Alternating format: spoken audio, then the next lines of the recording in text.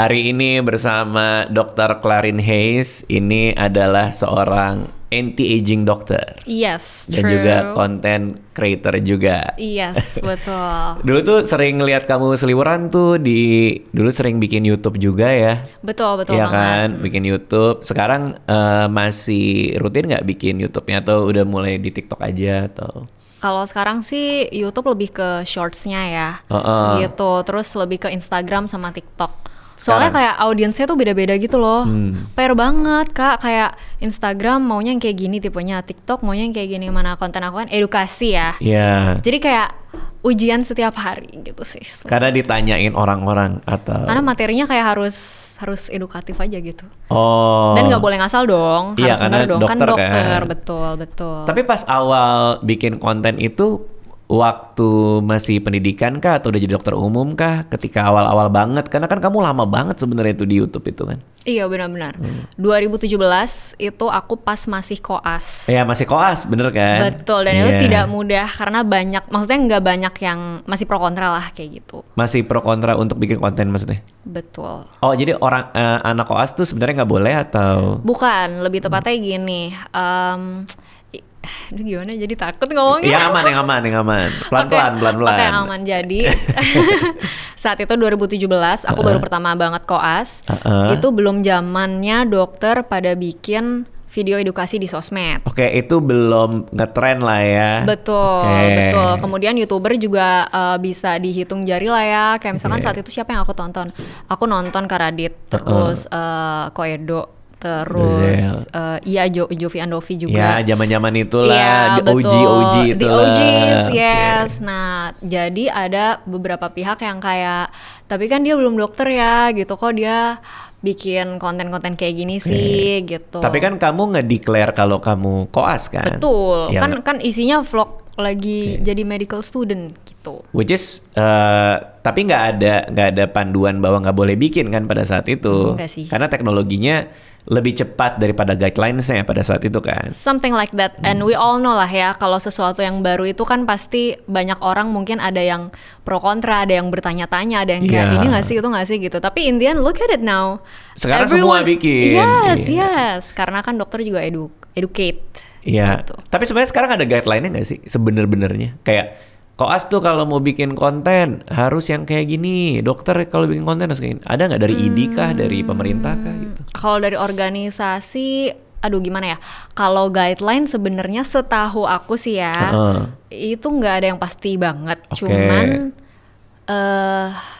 apa ya? Ada set of ethics-nya gitu ya? Iya benar gitu. Bahkan sekarang malahan kayaknya mahasiswa kedokteran atau bahkan konsulennya sendiri tuh didorong untuk ayo harus banyak-banyak bikin video edukasi. Karena apa? Karena kan sekarang makin banyak juga orang yang bikin video tentang kesehatan tapi mungkin latar belakangnya juga bukan medis, sehingga ada kemungkinan sedikit banyak kayak misinformasi kayak gitu. Nah, so why not buat teman-teman yang memang punya latar belakang di backgroundnya medical doctor, ya you have to spread the right thing. The right info. Boleh juga kan dokter bikin konten yang seru-seru, lucu-lucu juga nggak apa-apa dong? Boleh dong, ya kan? Boleh dong, banyak dong. Kayak aku ada temen si Ferdi Riva tuh, dokter mata, pasti tahu kan? Iya, aku tahu. Dia kan suka bikin, iya Cado kan? Iya. Dia kan suka bikin story, dia suka dapat paket di tempat prakteknya dia, paketnya itu banyak selotipnya kan, terus dia ngebukain selotipnya lama gitu, jadi satu story bukain selotip. Tapi nggak kebuka-buka aja lama. Maksudnya lucu aja gitu. Iya. Terus ada teman bapaknya dokter bedah digestif. Baru aja tadi sebelum kamu datang lagi nontonin konten bapaknya teman ini di Bandung. Terus dia lucu-lucu gitu bikin kontennya. Ada pakai meme, ada pakai. Padahal udah nggak muda lagi gitu maksudnya. Bagus dong. Iya lucu. That is very seru. Anti-aging. Yes. Nah itu nyambung ke situ. Kamu kan anti-aging. Definisinya apa ini bidang yang kamu geluti ini tuh apa sih sebenarnya? Nah this is actually a good question. Karena banyak orang yang berpikir anti-aging itu satu, menolak tua. Terus kedua kayak hanya soal appearance. Padahal bukan. Coba deh kalau misalkan Karadit denger anti-aging gitu, apa yang muncul di kepalanya Karadit? Jadi tanya balik guys. Kadal. karena nggak kemarin habis ngobrol sama ahli DNA, dia bilang rahasia hidup abadi itu kalau sel kita bertumbuh dengan sangat cepat seperti seekor kadal. Lo mau nggak hidup lama tapi kadal. Nggak, cuma kalau di kepalaku adalah kalau aku ya konteksnya ini gara-gara kemarin habis nonton Bryan Johnson juga. Ya kan? I do watch that too di Netflix juga ada nggak sih? Ya. Benar. Dia juga bikin kontennya banyak, hampir semua podcastnya aku nonton tuh. Anti-aging adalah ya untuk ngebuat tubuh tidak tidak menurun secara fungsi karena usia gitu. Itu kalau definisiku. Tapi nggak tahu kalau bidang kamu tuh gimana? Betul. Jadi kalau di aku sendiri S2-nya di Udayana ya, anti-aging medicine.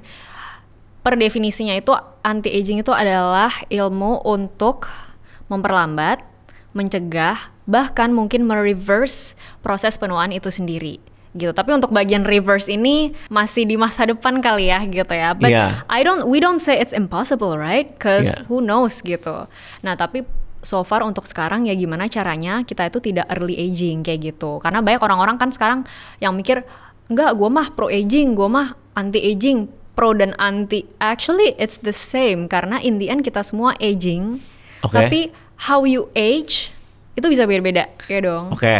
Nah, maksudnya konteksnya tuh pro aging, anti aging tuh bukan artinya menolak tubuh umur kan? Betul, enggak. Karena kadang orang kategorinya masuk ke situ. Iya, mikirnya karena anti itu kayak anti gitu. Padahal padahal bukan. Padahal justru tujuannya adalah gimana cara kita menua dengan kualitas hidup yang tetap baik. Because I see it like my grandma ya, for instance, kayak she has diabetes, kemudian dia kena Alzheimer, kemudian sekarang unfortunately kemarin kena COVID juga, sehingga kesehatannya tuh tiba-tiba sejak kena COVID langsung decline banget. Kayak gitu. Nah, itu kan sebetulnya hal yang kita harapkan nggak terjadi baik di keluarga kita, apalagi di diri kita sendiri di kemudian hari. Gitu. Nah, sebenarnya tujuan dari anti aging itu adalah gimana cara kita ningkatin quality of life seiring kita bertambah usia. And it doesn't happen overnight. You have to do all the efforts dari awal banget gitu. Berarti ini nggak cuma melulu soal kulit? Betul. Betul. Tapi ya kulit is a big part of it dong, benar. Karena kan yang kita lihat tiap hari baju kita adalah our skin gitu. Kalau yang dilakukan Bryan Johnson itu longevity, ya kan? Memperpanjang usia. Dia punya ambisi untuk kayak gimana caranya do not die nggak sih? Apa sih? Iya, dia matinya lama banget lah. Iya, gitu. Dia pengen lifespan manusia ini bisa panjang gitu. Yang which is menurut aku menarik sih, for me personally, karena I think every breakthrough itu dimulai dari mimpi yang gila, ya nggak sih? Betul. Ya gak sih? Tapi itu masuk ke apa yang coba kamu pelajari juga. Longevity itu bagian dari anti-aging kah? Atau itu iya, dua hal yang beda? Basically iya juga sih. Sama ya berarti? It's a different term, tapi membicarakan hal yang mirip gitu, sama. Sebelum lanjut videonya, gue mau ngasih informasi kalau membership channel YouTube Raditya Dika ini sudah dibuka. Dengan join akan dapat keistimewaan sebagai berikut: emoji dan badge khusus member, akses ke Discord khusus member, dan yang terakhir nih, setiap sebulan sekali di awal bulan gue bikin konten behind the YouTube, dimana gue akan ceritain behind the scene dari video-video yang kita kerjain di 1 bulan ke belakang. Ternyata yang jangan Cak, Papa habis makan juga, Cak. Ketika gue bikin live streaming bisa komen di kolom chatnya, karena kolom chatnya khusus member. Dapat kesempatan juga kalau gue lagi live stream, gue kadang suka ngobrol sama member, dan kalau lagi ada sesi itu bisa ikut ngobrol sama gue. Tadi pertanyaannya apa, sorry? Pertanyaan gue biasanya kalau bikin live stream memang public, tapi setelah live stream selesai videonya hanya bisa ditonton oleh member. Jadi kalau tertarik silakan langsung join aja channel YouTube Raditya Dika. Buat yang pakai Android tinggal lihat tombol join, dan yang pakai iPhone ketik link ini masukin ke browser. Hanya Rp19.900 per bulan, silakan join. Kalau di Indonesia konteksnya lebih banyak ke soal kulit kah? Atau orang udah secara holistik banyak yang datang ke kamu dan ngerti bahwa anti-aging itu the whole package gitu? Atau hanya rata-rata urusan kulit? Ini mungkin makin keriput nih gitu misalnya. Mostly sih kalau di Indonesia sendiri stigmanya lebih tentang kulit ya gitu. Padahal ya makanya itu dia menjadi salah satu misi aku nih, kita ngomongin anti-aging medicine itu memang sebagian besar tentang kulit juga, tapi nggak hanya itu. Karena contohnya kenapa sih kita makin usia kayak nginget-nginget, ini tadi barang aku taruh di mana ya gitu, atau itu loh artis yang itu loh, siapa sih namanya yang main film ini, terus muter-muter. Padahal kalau yang masih muda tuh ya udah misalkan Britney Spears let's say kayak gitu. It might be a sign that your brain itu mulai lose function. Karena memori kan salah satu. Dia janji deh. Gue buka kulkasnya, kenapa gue buka ya? Ya nggak sih, tadi mau cari apa ya? Sebentar kayak gitu. Nah, itu salah satunya. So, aging is not just skin, brain aging juga terjadi. Terus orang-orang di usia 50, 60, 70 mulai katarak, aging di mata juga terjadi. Terus mulai pegel-pegel, mulai artritis. Semakin usia terutama perempuan mendekati menopause, lututnya juga makin gampang sakit ya, kita bilang osteoarthritis. That is also aging. So aging is like a lot gitu loh. Tapi ya aku udah 40 tahun tahun ini kan. Terus begitu wow ya. No, I mean terus you don't look like one. Terus baca udah mulai nggak bisa yang kecil-kecil. Aku tahu nih. Iya, jadi kadang-kadang kalau gini gitu ya. Vitamin ya, kalau lagi mau minum vitamin itu kan suka ada ingredientsnya kecil banget tuh. Itu bahkan dijauhin juga udah nggak bisa. Oh gitu. Biasanya kan kalau dijauhin masih bisa tuh. Sekarang dijauhin kayak, aduh udah nggak bisa banget lagi. Akhirnya menebak-nebak hurufnya. Nah, ternyata mata jadi plus itu karena otot matanya udah tidak lentur dulu. Yes. Artinya kan ada satu komponen dari badan yang udah nyerah nih. Iya, something like logikanya that. Gitu dong. True. Atau kita terlalu sering gunakan di awal usia gitu. Tapi artinya udah irreversible kan? For now, I think. Kecuali pakai kacamata plus.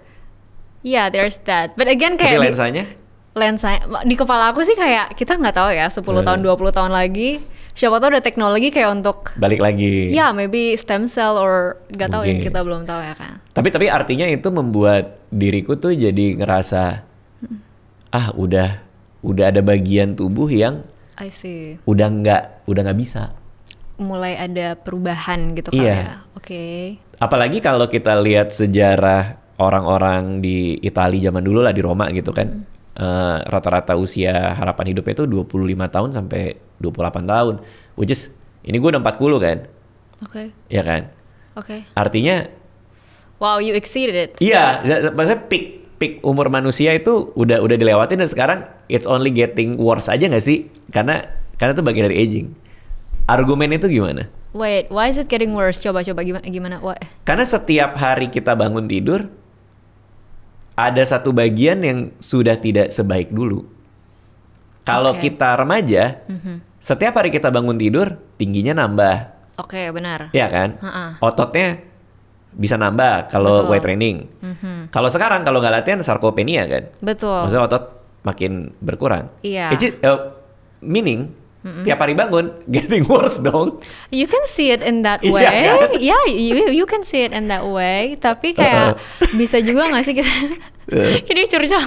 Nggak apa-apa. Sabar ya kak. Nggak apa-apa. Tapi itu kenyataan yang semua orang akan alami hadapi, gitu kan. Hadapi ya, betul. Aging, We all age. Betul. Tapi kamu ngeliat konteks itu, apakah itu yang coba di aku sampaikan. Sorry, gimana?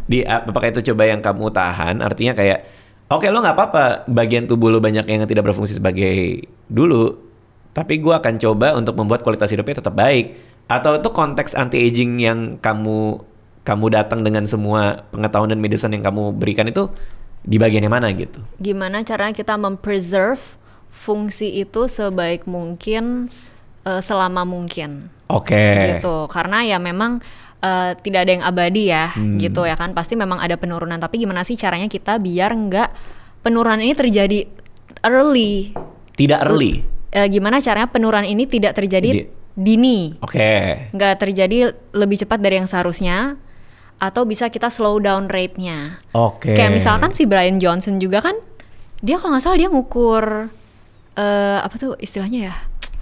Pokoknya rate penuaan dia itu, iya, usia tubuh dia. Oh iya, itu metabolic age. Iya, beda lagi sih, tapi beda lagi ya? Beda lagi. Nah, terus itu gimana caranya dia bisa memperlambat laju penuaannya dia gitu. Nah, sebenarnya menurut aku ini memberi harapan ya, walaupun semi agak menerobos limit ya, kayak bisa nggak sih sebenarnya gitu. Nah, tapi intinya sih kalau dari anti-aging medicine yang aku pelajari, gimana mempreserve fungsi tubuh kita sebaik mungkin selama mungkin. Oke. Gitu. Nah, berarti kamu praktek juga? Saat ini belum. Oh, saat ini belum? Oke, berarti kamu kalau misalnya orang datang minta saran penuaan, untuk menahan laju penuaan, first line suggestionnya apa biasanya? Okay, this would be very simple, but not as simple as being said to do. First of all, tidur. Karena dia tidur berapa jam semalam? Nah itu dia tuh, tidur 6-7 jam sih. 6-7 jam, oke. Di jam berapa? Di jam 11-12. Oh, masih oke sih. Tapi optimally memang kebutuhan siang, tidur 11-12 siang. Oh. Enggak. Can I get out? Enggak. Oke. Normally? Ya itu segitu udah bagus sih. Maksudnya kalau dimulai dari jam 10 atau jam 11. Cuman mungkin jam 10 kadang terlalu early buat beberapa orang ya. Ada kerjaan segala macam. Jam 11 masih oke lah. Tapi kalau bisa minimal banget 6 jam, optimalnya 8 jam. Bahkan beberapa penelitian bilang kalau perempuan saat lagi masa-masa mendekati menstruasi itu bahkan butuh 9 jam. Kayak gitu. Jadi tidur itu penting banget karena it's very important. It's where the time our cells regenerates, ya kan? Saatnya tubuh kita beregenerasi. Dan ini penting untuk ini juga ya, brain health. Gitu. Berasa gak sih kalau lagi kurang tidur tuh kayaknya gak mood. Iya, terus kayak mau ngerjain sesuatu gak fokus. Kayak you don't function optimally the next day. Nah, yang mana itu kan malah counterproductive ya. Betul. Kayak nggak produktif. Jadi produktivitas itu juga salah satu kunci kita tetap anti-aging, dalam arti having sense of purpose in your life dan punya tujuan tiap hari mau ngapain, itu juga salah satu kunci anti-aging. So sleep. Tidur nomor 1. 8 jam tadi ya? 8 jam, sebisa mungkin lah ya. Terus exercise of course.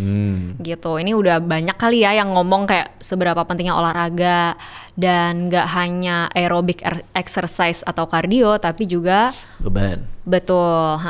Karena dia gimana? Beban sih. Beban ya? Beban sama, tapi cardio juga gak berat, cuman jalan doang, pakai incline. Oke. Nah, intinya di dua hal ini tuh harus saling melengkapi, karena kalau angkat beban kan melatih otot skelet atau otot rangka yang dilatih. Kalau kardio melatih otot jantung. Jadi dua-duanya tuh perlu diimbangin, karena biasanya ada orang yang kayak suka banget lari tapi dia agak jarang nih resistance training atau yang suka banget angkat beban, terus bilangnya, aku tuh hampir nggak pernah kardio gitu. Padahal, kalau kardio itu otot jantung loh yang dilatih gitu. Ininya durasi dan intensitasnya untuk kardionya? That will depend on your goal. Gitu. Dan depend on starting point-nya dong.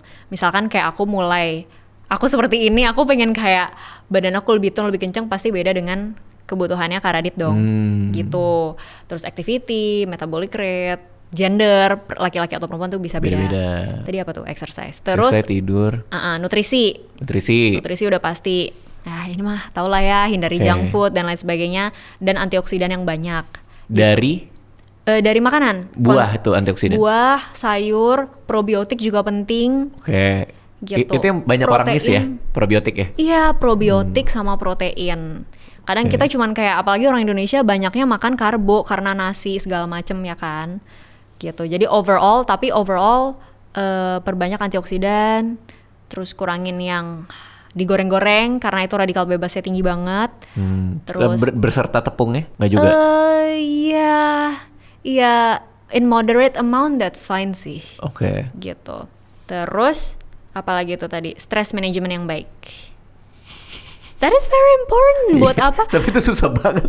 Semua orang bilang jangan stres, tapi gimana? Gak salah, bukan jangan stres. Tapi stress management. Those are two different things, ya kan? Karena sejatinya manusia juga nggak bisa bertumbuh tanpa stres. Stres tuh ada dua, eustress sama distress. Eustress itu stres yang membuat kita tuh bertumbuh. Jadi ada curve-nya gitu Kak. Mungkin Kak Radit juga pernah baca ya, kayak ada curve-nya gitu, di mana semakin tinggi tingkat stres kita, sebenarnya kita dibikin makin produktif. Dibikin makin produktif karena itu hukum alam. Sel aja bisa membelah karena butuh stresor. Gitu. Tapi nanti ada titik di mana you cannot, ini udah overload, ini udah nggak bisa lagi. Nah, disitulah mulai jadi distress. Akhirnya self coping mechanism-nya jadi aneh-aneh tuh. Mungkin ada yang kalau resilience-nya kurang, mungkin dia menjadi anxious atau dia jatuh ke depression dan lain sebagainya. Tapi either way itu kan bukan quality of life yang diinginkan ya, gitu. Sehingga it's also one of the key to anti-aging. You take care of your mental health will take care of you. Gitu. Sama tadi udah berapa sih Kak?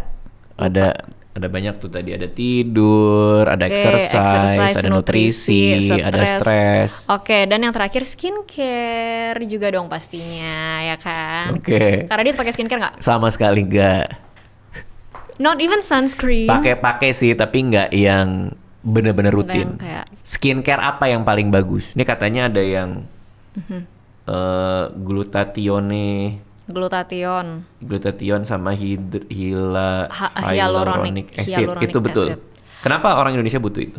Jadi sebetulnya nomor 1 orang Indonesia butuh sunscreen. That's first of all, karena kita di garis khatulistiwa. Itu harus berarti ya? Harus. Untuk penuaan atau cancer atau? Both. Both. Karena faktor extrinsic aging pada kulit nomor 1 adalah matahari. Apalagi kita global warming sekarang, makin panas gitu. Karena aging ada faktor intrinsik, ekstrinsik ya, ekstrinsik dari luar gitu Kak. Nah, itu satu pertama yang wajib. Yang kedua, baik itu glutathione atau hyaluronic acid, basically sisanya ini tergantung masalah kulit masing-masing sih. Gitu. Apa nih misalkan Kak Radit kayak muka gue tuh kayak kering sih, kusam, mungkin kena AC setiap hari, butuh kelembapan lebih. Hyaluronic acid can help. Tergantung problemnya berarti kan? Betul sekali. Kayak teman gue, dia punya problem sama kulit, nggak pernah punya temen dia. Dia mukanya 2 dia. Mukanya 2? Muka 2 dia. Muka 2. Oh gitu. Ngomongnya beda di depan sama dia. Itu susah sih penyembuhannya sih, benar. Muka 2. Enggak, tapi ini di banyak skincare yang udah ada ini kan, glutathione kan. Betul. Suka ada banyak itu tuh brand-brand yang benar. Itu kalo, yang mana aja nggak apa-apa tuh berarti ya? Kalau ngomongin brand sih cocok-cocokan ya, gitu. Bahkan 2 brand yang punya ingredients yang sama aja belum tentu dua-duanya cocok di kulit kita, gitu. Karena kan dia juga punya bahan pembawa atau vehikulum. Jadi kenapa ada skincare yang mahal, ada skincare yang lebih affordable, padahal isinya sama, kok bisa beda sih harganya? Satu ya mungkin branding dan lain sebagainya. Kedua juga bahan pembawanya mungkin bisa beda nih grade-nya. Gitu. Bahan pembawa tuh juga penting Kak, karena ada bahan pembawa ini dia bisa menyerap lebih baik ke kulit. Nah, jadi semakin bagus kualitas vehikulumnya, semakin dia bisa menyerap ke kulit lebih baik. Gitu. Kalau orang udah tua tuh kalau ketawa suka ada kayak kaki gagak kan, kalau kata orang kayak Jepang tuh ya? 3 biji itu di sini. Crow's feet. Iya. Itu bisa dihindari dengan skincare juga kah atau? Bisa kita hindari ya, bisa kita perlambat kali ya gitu. Jadi sebenarnya ini terjadi karena collagen loss. Collagen itu adalah serat yang ada di mana-mana sebenarnya, di kulit, di tendon segala macam. Tapi di sini kalau kita ngomongin estetik utamanya di kulit ya. Nah, semakin usia collagen kita itu menurun. Gitu di seluruh tubuh termasuk di kulit. Bisa dipercepat penurunannya kalau kita sering kena matahari nggak pakai sunscreen, atau kelembapan kulitnya nggak dijaga. Makan makanan manis itu dia bikin collagen loss lebih cepat. Kalau makan terlalu banyak gula membuat collagen loss? Ya, kalau ngomongin makan banyak added sugar ya. Added sugar banyak banget sih, mulai dari wrinkles, dia bisa menyebabkan kerut, terus dia bisa bikin jerawat, bikin kulit kusam. Jadi better dikurangi, dihindari. Seberapa banyak porsi gula supaya tidak menyerang ke kulit? Seberapa banyak porsi gula supaya nggak menyerang? Maksudnya seberapa baik yang diperbolehkan gitu kali ya? Batas amannya perharinya gitu. Kalau bisa sih sebenarnya yang added sugars dihindari banget sih Sama Kak. Sekali nggak ada. Karena kan kita masih dapat gula dari yang lain Kak. Kayak kita makan nasi, that's also carbs. Belum fruktosa Itu kan juga glukosa atau buah kan? Atau sekedar ikan asam manis itu kecapnya kan juga ada gulanya gitu, ada tambahan sup apa segala macam. Itu ada. Tadi BTW ngomongin soal CrossFit, itu karena dia ada collagen loss, sehingga kalau collagen loss itu kulit tuh jadi kayak nggak bisa rata. Jadi kayak misalkan kolagen tuh kayak tiang-tiang pilar supaya atap rumah itu bisa kayak tegak. Terus kalau misalkan kolagennya hilang, pilarnya tuh kayak ada yang runtuh satu, akhirnya dia jadi kayak ambles gitu. Nah si amblesnya ini kelihatan pas kita lagi gerak.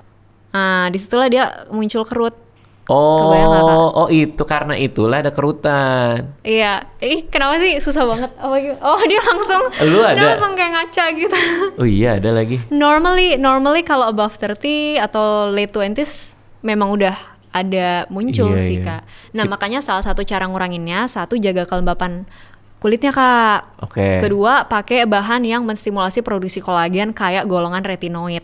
Atau buat yang sensitif bisa pakai bakuchiol. Itu namanya retinol itu? Retinoid, iya. Retinoid itu ada yang namanya retinol itu sama? Itu salah satu jenisnya yang termasuk nggak terlalu berat sih. Boleh dijual bebas makanya kan. Kalau yang retinoic acid harus pakai resep dokter. Sama cimol tadi ya? Bakuchiol. Bakuchiol. Hampir gue keluar beli cilok gue. Gini. Makin ada nanti yang ada. Gitu. Tapi memang orang tuh concernnya bener-bener ke keriput ya, kalau dipikir-pikir ya. Kayak karena paling kelihatan kali ya. Paling kelihatan kali ya. Kayak cewek kalau perempuan udah tua dikit banyak yang ngeluh soal leher. Ini kan, jadi kayak kelihatan. Ada garis. Sekarang lagi sering ketemu teman-teman cewek yang kayak umurnya udah pada sama kan, ngeluhnya itu mulu. Duh leher gua nih. Itu apa sih ininya ya? Garis di leher itu ya? Iya lebih ke elastisitas juga jadinya, sih sebenarnya. Kelihatan jadinya ya? Jadi kayak lebih ini deh kayaknya. Aku gak ngerti yang dikeluhin apa, cuman mostly ada garis ini loh. Atau mungkin kalau yang metabolismenya semakin lama semakin menurun, mungkin jadi double chin juga gitu kan juga. Itu double chin itu juga bukan persoalan bukan aging banget sih sebenarnya. Cuman kan penumpukan lemak ya di situ. Jadi tapi bukan hanya persoalan lemak ya, bisa juga karena aging dia jadi segi gitu, bisa juga. Kalau kulitnya makin kendor kan juga contributes dong. Gitu. Although not 100%. Terus kalau misalkan di dahi ini kenapa nih? Apakah ada alasan Anda menggunakan hoodie hari ini? Enggak juga sih, emang dingin kirain aja. ada mau nutupin kerut atau apa gitu. Kalau gua memang udah berkerut dari dulu sih. Udah berkerut di sini. Tapi berarti kalian nggak pernah kayak botox gitu? Nggak pernah treatment. Kaget juga gua tiba-tiba ditanya lo nggak pernah botox. Nggak pernah sih. Iya kan nanya gitu.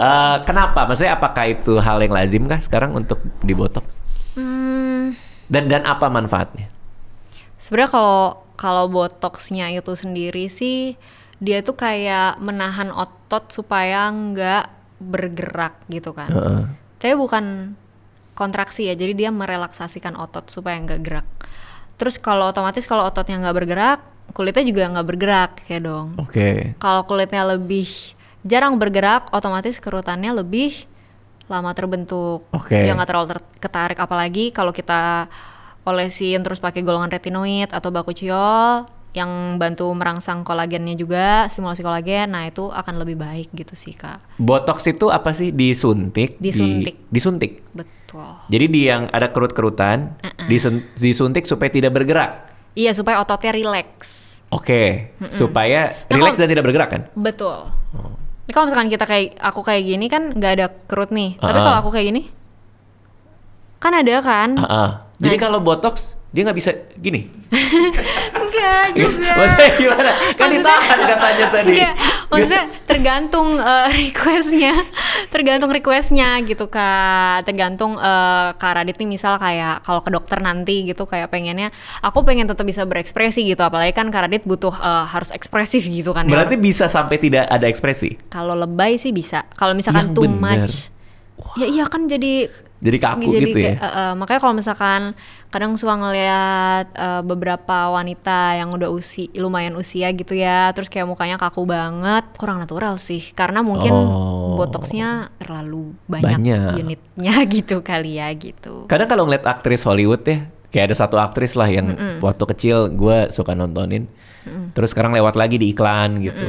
Terus kelihatan kayak berubah. Iya, secara ekspresi juga jadi agak sulit. Terus dia bibirnya lumayan tebal juga. Terus jadi bertanya-tanya, dia nih apa sih? Apa emang dia disuntik? Mukanya atau apa? jadi kayak mirip semua gitu kan? Iya, dan untuk apa gitu? Itu karena dia nggak mau kelihatan tua, makanya botoxnya agak terlalu banyak atau gimana tuh? Gue bisa ditanyakan ke dia. Ntar gue telepon.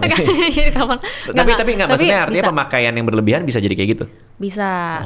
Jadi terutama botox sama filler gitu kali ya. Karena kalau sekarang kan zamannya perempuan, ya mungkin laki-laki juga ya, itu suka banget kayak filler bibir kayak gitu. Ini sebenarnya pilihan personal sih. Tapi memang it's true, seiring usia bibir kita tuh berubah. Oh iya? Iya, jadi makin tipis. Coba deh bandingin foto yang kalian bener. 10 tahun lalu sama sekarang atau pas makin tipis. Iya.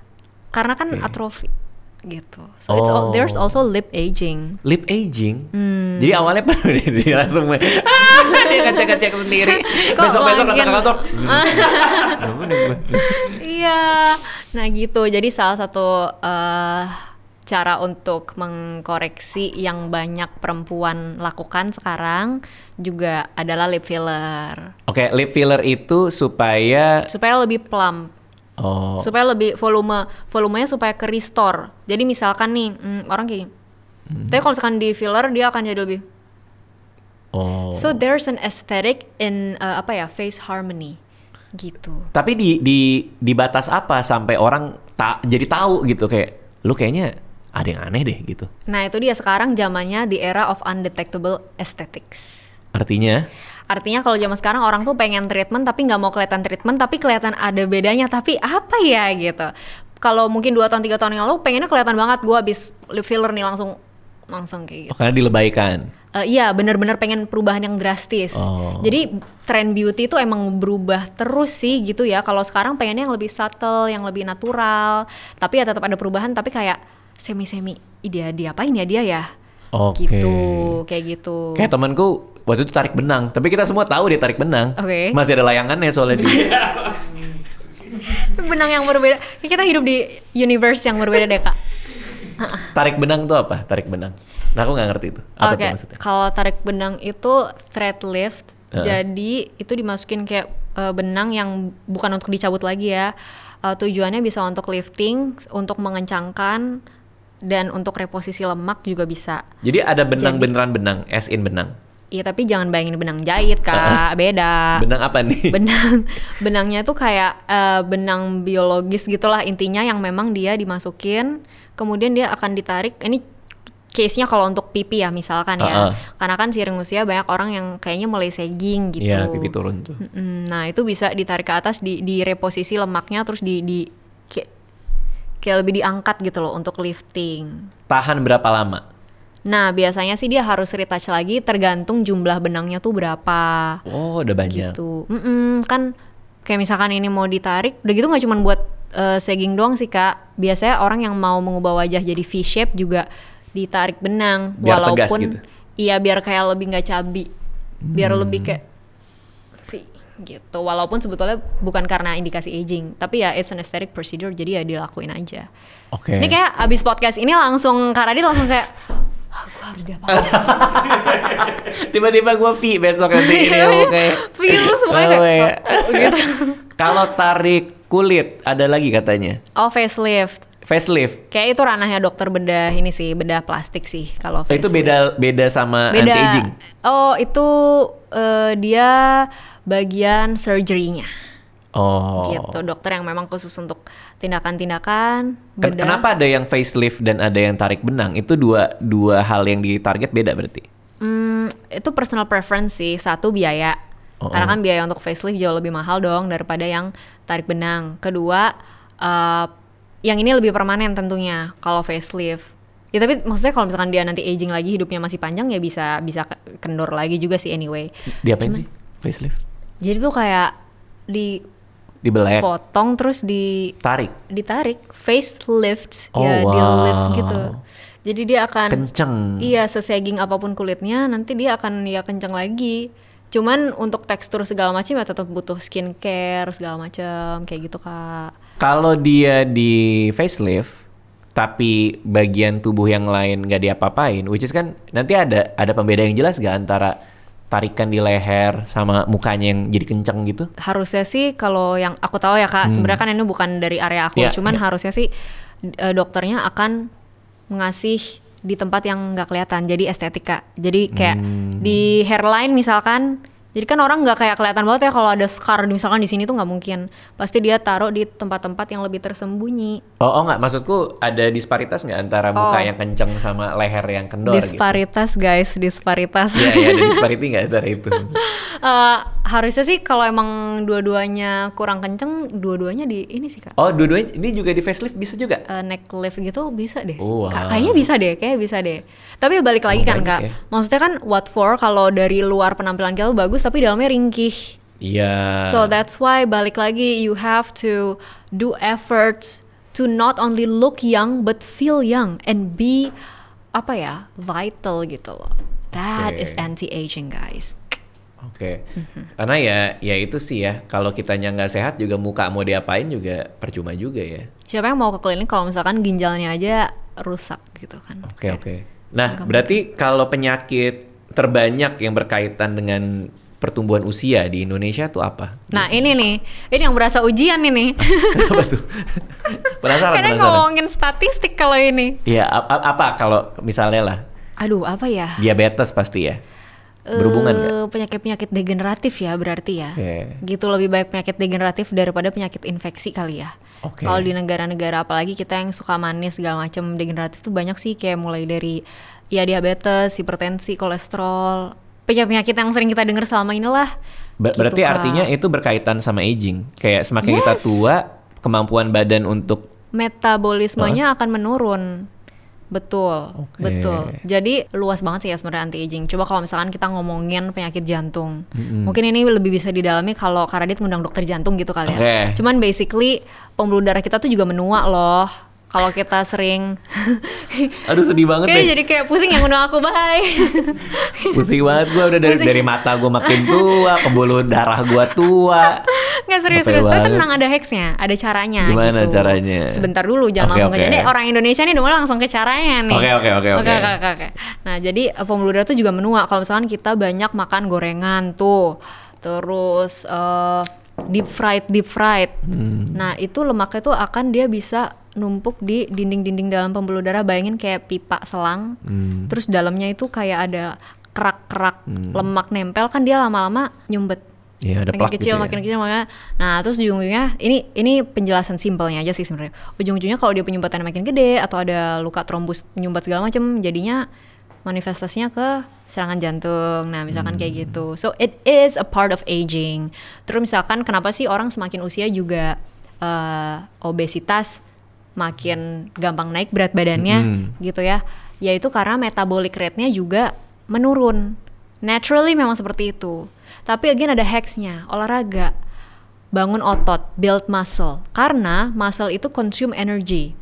Jadi semakin kita punya banyak muscle, makanya kalau sering dengar orang ngomong nabung otot, semakin kita punya banyak muscle, lemaknya akan semakin turun. Karena dia akan mengkonsumsi, gimana cara muscle ini metabolismenya itu tinggi. Gitu. Otomatis kalau kita punya lebih banyak muscle daripada fat, metabolisme kita akan lebih terjaga. Nggak gampang obese. Terus nggak gampang diabetes. Sensitivitas insulinnya lebih terjaga. Gitu, kayak banyak sih. Dan itu di luar asupan juga kan? Maksudnya kayak gula juga tetap harus dikurangi, protein harus banyak gitu ya? Betul. Emang PR sih. But it's worth it. So. Nah kamu sempat bilang juga rahasia kulit glowing ala orang Korea tuh makan kimchi. Iya, salah satunya sih ya. Soalnya kimchi itu kan fermented foods, Kak. So as what I said before, probiotik. Oh, larinya ke situ. Gitu, bener. Jadi tuh ada hubungan antara gut and skin axis. Jadi kesehatan pencernaan kita itu berhubungan dengan kesehatan kulit kita. Jadi buat teman-teman nih misalkan yang kayak jerawatan mulu ya gitu, coba deh kesehatan pencernaannya gimana, BAB-nya lancar nggak setiap hari, apakah 2 hari sekali atau 3 hari sekali, karena itu sangat ngaruh loh. Di dalam usus kita itu ada banyak banget bakteri-bakteri, kuman-kuman baik yang bekerja untuk kita. So we are never alone. Kita tuh hidup bersama jutaan kuman di tubuh kita, namanya mikrobiom. Baik itu di luar maupun di dalam. Nah kalau pilihan makanan kita itu menyenangkan mikrobiom ini, otomatis mereka akan happy. Kuman-kuman baiknya banyak, terus regulasi imun atau ketahanan tubuh kita juga bagus. termasuk ke kulit kita. Inflamasi atau peradangan di tubuhnya rendah, kulitnya happy deh, nggak gampang jerawatan juga. Gitu. Nah tapi kalau misalkan makannya tuh yang jorok-jorok, yang kotor-kotor, ya otomatis kita nggak membantu mereka. Karena kita nggak membantu mereka, kita nggak membantu diri sendiri. Akhirnya jadi kusam, jerawatan, segala macem gitu. Nah probiotik itu apakah boleh dari suplemen juga atau hanya dari makanan fermented? This is a little bit controversial. I think kayak different doctors from different background might have different answers. Tapi again ya sebisa mungkin kalau memang bisa yang lebih alami ya lebih baik sih Kak. Karena kan sebenarnya kita bukan butuh probiotik sebanyak kita butuh nasi yang makronutrien, karbohidrat gitu kan. Gitu. Jadi ya sebisa mungkin sih lebih alami lebih baik. Gitu. Sama ada manfaat puasa juga nih, kata Clarin nih, mengurangi inflamasi, beredakan jerawat. Nah puasanya konteksnya puasa Ramadan atau puasa yang intermittent fasting juga punya? Intermittent fasting juga bisa sih. Punya efek yang sama? Betul. Tapi ya kembali lagi ke gimana makanannya setelah buka puasa. Iya dong. Jadi nggak bisa kita hanya pengen, yaudah pokoknya IF, mungkin berapa tuh 12-12 atau 14-10 atau 16-8, tapi pas eating window ngaco juga makanannya, kan jadi sama aja ya. Karena kan tujuannya puasa dia pengen memicu autofagi itu loh Kak. Gitu, untuk ngebuang sampah-sampah yang ada di badan. Nah kamu sendiri sebagai anti-aging medical doctor, kesehariannya tuh seperti apa yang kamu praktekin? Misalnya bangun pagi, meditasi kah atau yoga kah? I do. Bangun langsung meditasi?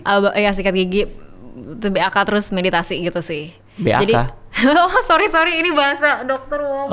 Buang air kecil. Jadi supaya sopan. Iya BAK. Udah pipis gitu ya kan. Supaya sopan tapi tetap pipis ya.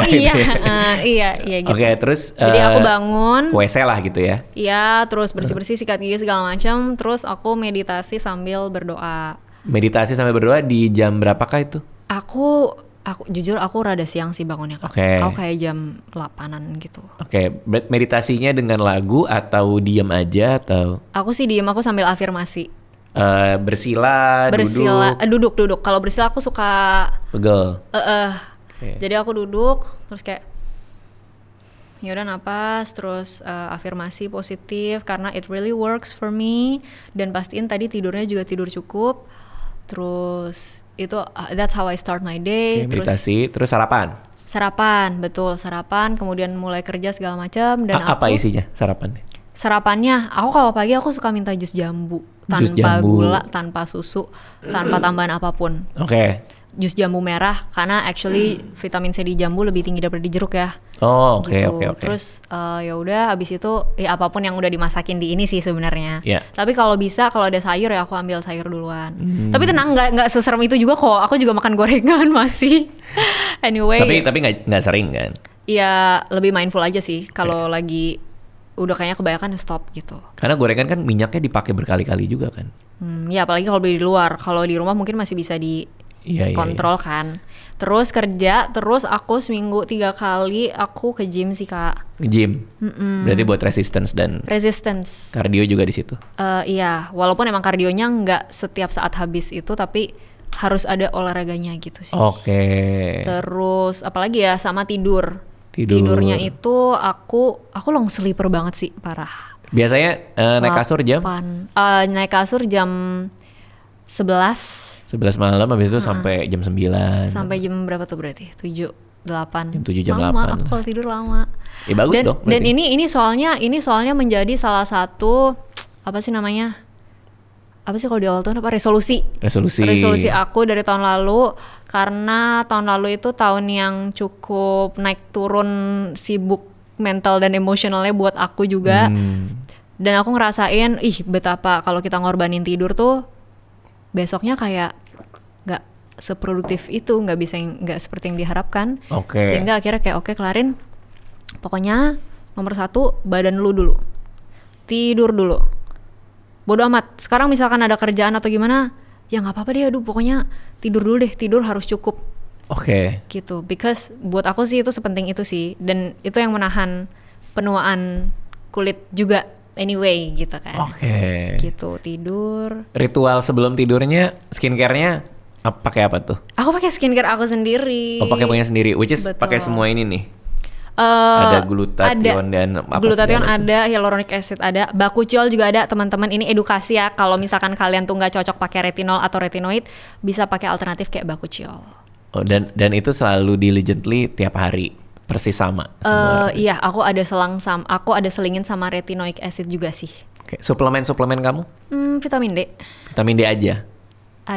Oh. Karena aku berapa kali ya ngetes vitamin D selalu defisit. Iya, selalu rendah kan? 14, 15. Mending aku 10-11. Insufisien banget. Parah sih. Makanya ya itu salah satu problemnya. Mungkin gak cuma orang Indonesia juga ya. Padahal kita udah tinggal di bawah matahari gitu kan. Iya. Kayak yang harusnya bisa mengubah provitamin D jadi vitamin D. Tapi ya that's why harus ditambahin sama suplemen sih. Sama juga nguatin tulang. Resistance training itu tadi. Oke, nah next buat kamu apa nih? Kamu lagi ada project apa? Katanya mau ada bisnis juga atau gimana? Ya sebenarnya udah ada sih. Jadi aku saat ini setelah aku lulus S2, aku lagi fokus ngembangin skincare aku juga. Terus aku ada villa juga nih Kak di Bali. Ada villa? Iya. Nyewain villa berarti? Betul, lewat Airbnb. Nanti mampir ya. Kalau main ke daerah Canggu guys, boleh. Itu aku kenal satu, ada artis terkenal banget di Indonesia, dia punya villa di Bali juga. Dia masih jadi adminnya diem-diem pakai nama orang. Sumpah. Iya. Kamu admin kamu sendiri juga? Enggak sih, aku udah nggak megang lah ya. Tapi tetap bisa. Jangan-jangan sebelah aku ya? Nanti ya, off the record nanti ya. Off the record, oke. Yes. Ada villa di Bali. Ada villa di Bali. Repot nggak? Villanya sih sekarang udah aku iniin ke tim sih. Tapi untuk sekarang fokusnya lebih ke si konten sama apa tadi lupa, skincare gitu. Makanya untuk praktek juga lagi menunggu waktu yang tepat sih gitu. Mau balik praktek lagi maksudnya? Thinking about it, tapi I guess satu-satu kali ya, one step at a time. Jadi full time sekarang kreator ya, itu yang paling kreator sama brand bisnis. Terima kasih Clarin, good luck buat everything. Sebagai salah satu YouTuber awal juga nih. OG juga 2017 nih. Loh. Iya. Kalau ada yang mau tahu lebih banyak bisa kemana? Bisa kesini, bisa di IG aku, bisa di enggak gitu. Nanti tiba-tiba ada supers. Maksudnya itu nama IG ku ya, gitu. Clarin Hayes on my TikTok, Instagram, and YouTube. Makasih udah datang ya. Thank you.